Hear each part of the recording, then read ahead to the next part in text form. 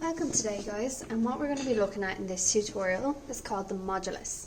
So by definition, if x is within a modulus, so these two lines around an x value mean modulus is equal to a, then x could either be plus a or minus a, because everything inside the modulus we presume to be positive. You may notice that these two lines are similar to the symbols we would use in coordinate geometry for length, which again we obviously assume is positive. So the modulus we assume is positive, and if we square the modulus, we square the number that we have inside of it. Now if we look at example 1 here, it says sketch the graph of f of x is equal to the modulus of 3x plus 5, and hence solve the equation the modulus of 3x plus 5 equals 2 graphically and algebraically. So first of all, we're going to focus on graphically. If we want to graph this, we need to have a domain, which it hasn't given me. So I usually presume that my domain is going to be between -4 and 4 unless specified otherwise. So I'm going to have the modulus of 3x plus 5, and I'm going to use it to get my y. So I'm going to go from -4, -3, -2, -1, 0, all the way up to 1, 2, 3, 4. So in this case I have the modulus of 3 by -4 plus 5. So we know 3 by -4 is -12, plus 5 gives me -7, which we presume is positive because it's in the modulus, so we get 7. Again, I go again, and I fill this in the whole way down, but 3 by -3 is -9, plus 5 is -4, which we presume is positive, as 4. 3 by -2 is -6, plus 5 is -1, which we presume is positive, as 1. 3 by -1 is -3, plus 5 is 2, which we presume is positive, which it is 2.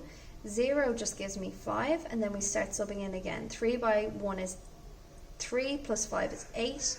3 by 2 is 6, plus 5 is 11. 3 by 3 is 9, plus 5 is 14. And 3 by 4 is 12, plus 5 is 17.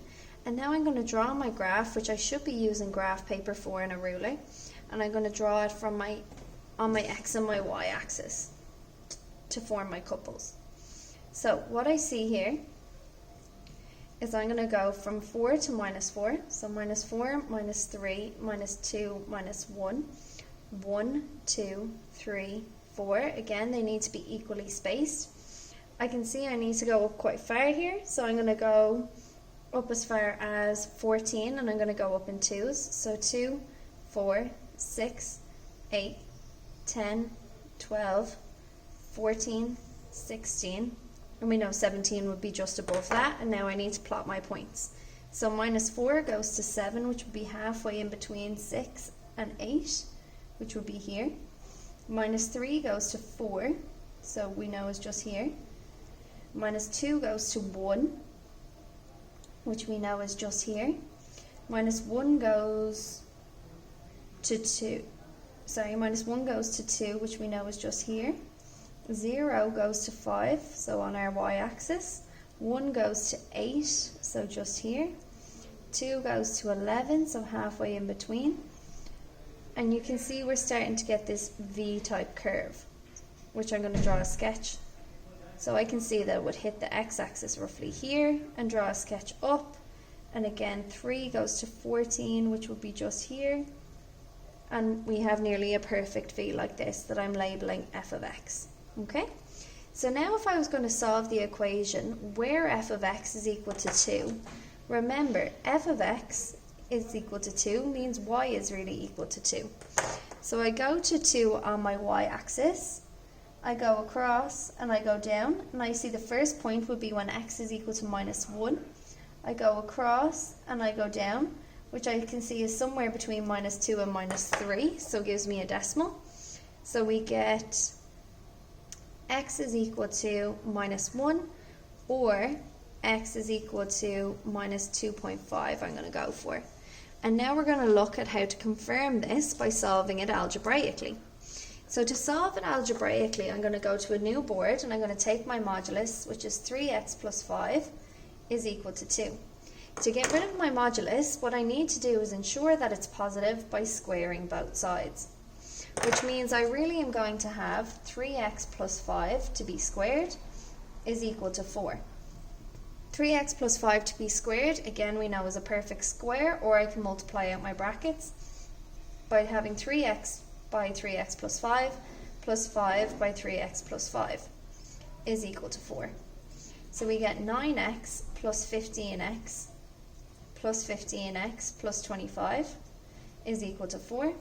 So we get 9x squared plus 30x plus 25 is equal to 4. So again, I can see I'm starting to form a quadratic, which means I know that it needs to be equal to 0. So I'm going to bring the 4 over and make it a minus. I have 9x squared plus 30x, 25 minus 4 is 21, is equal to 0. I can see that each of these numbers can be divided by 3, so I'm going to divide them all by 3. So I get 3x squared plus 10x plus 7 is equal to 0. I'm going to have my brackets, so I have 3x and x, because my factors of 3 are 3 and 1. I'm going to have 7 and 1 like this, because I need to make 10, and so they're both going to be a plus. So now I can let each bracket equal to 0. So I have 3x plus 7 is equal to 0, and 3x plus 1 is equal to 0.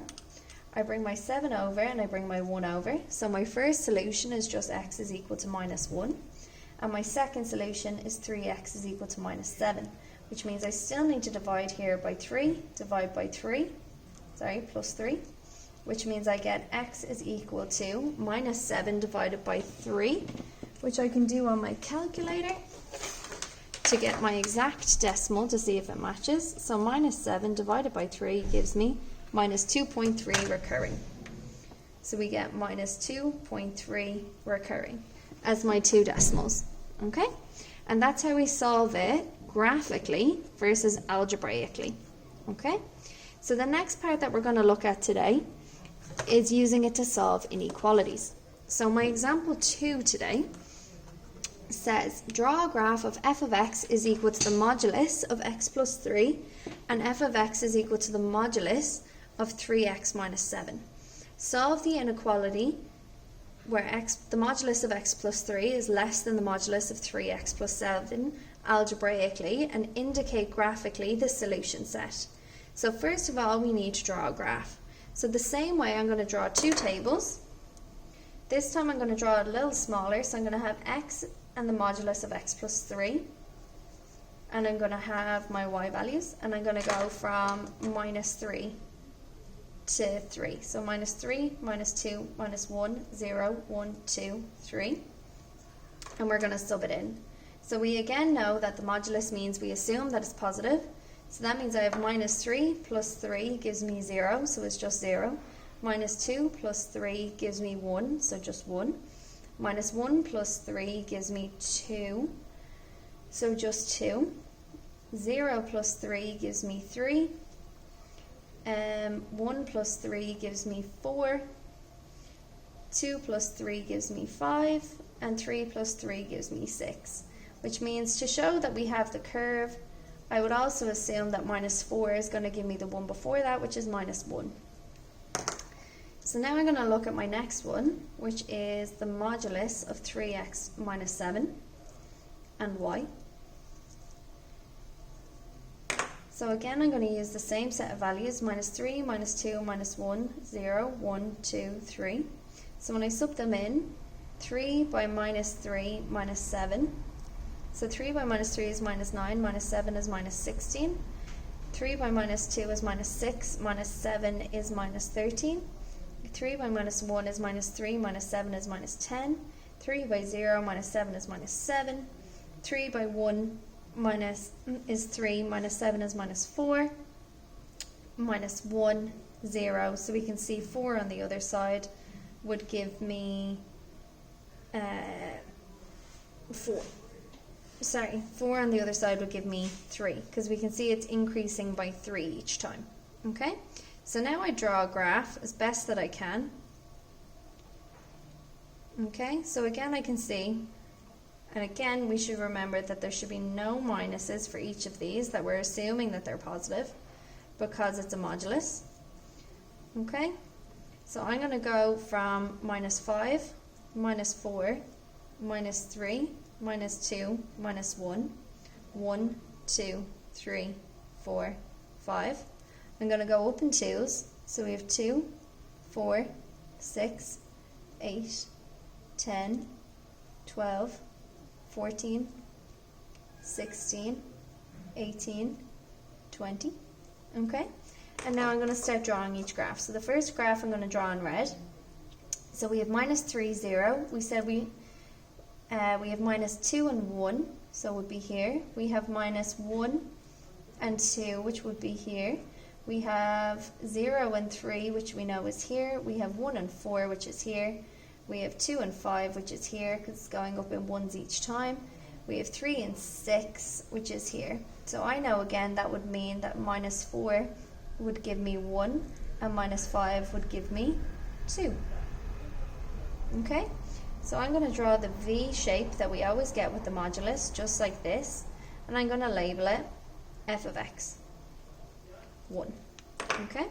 Then I'm going to take my green pen and I'm going to try and draw my second f of x, which is 3x minus 7. So we have minus 3 and 16. So we have here, we have to try and make this as specific as possible. So we have that here. We have minus 2 and 13, which is here. We have minus 1 and 10, which is here. We have 0 and 7, which we know is here. Sorry, this one's a little higher. We have 0 and 7. We have 1 and 4, which we can see they now have intersected. We have 2 and 1, which is here. We have, 3 should not be 0. It should be 1, and then this one should be 4. Sorry about that.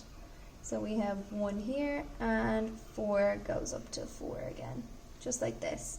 So we can see it's probably going to hit the x-axis here. I'm going to draw my V again, and it intersects just like this, and it goes up like this. So now we have the two graphs that are labelled f of x1 and f of x2, and now we're going to focus on solving the inequality.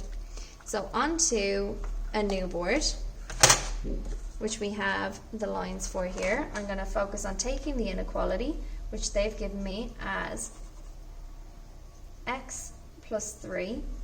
The modulus of x plus 3 is less than the modulus of 3x minus 7. And now I'm going to square both sides. When I square both sides, we know that it's the same as squaring out each bracket, so I'm going to use my perfect square formula, which gives me x squared plus 6x plus 9 on the left hand side. 3x squared gives me 9x squared. 3 by 7 is 21, times 2 is minus 42x. And 7 squared is 49, so plus 49. So now I can see I'm starting to form a quadratic inequality, which means I'm going to bring all of these over to the other side and change the sign to get one side to equal to 0. So we have 0 is less than 9x squared minus x squared minus 42x minus 6x plus 49 minus 9, which gives me 0 is less than 8x squared minus 48x plus 40, which can all be divided by 8. Okay, which means we have 0 is less than or equal to x squared minus 6x plus 5, which means now I'm going to have my two roots, x squared, or x in each bracket, 5 and 1, both to be a minus. So I'm going to let x minus 1 equal to 0, and x is minus 5 is equal to 0, which means when we bring them across, we now know that x is equal to 1 and x is equal to 5. So now I need to draw my graph. I know that it's a positive quadratic again, which means I'm going to draw a smiley face graph that intersects the roots at 1 and 5. So it would look something like this at 1 and at 5 with my x-axis and my y-axis. We know that it's where it's greater than 0, which means we're looking at above the x-axis, so it's here and here. Which means my final inequality to solve this solution is that between 5 is less than or equal to x is less than, not equal to, because there was no equal to in the original, is less than or equal to 1. We get the solution to our original inequality. So there was a lot to take in between drawing and solving involving modulus. So please take a minute, go back over the video and take a few practice questions to go through. Thanks, guys.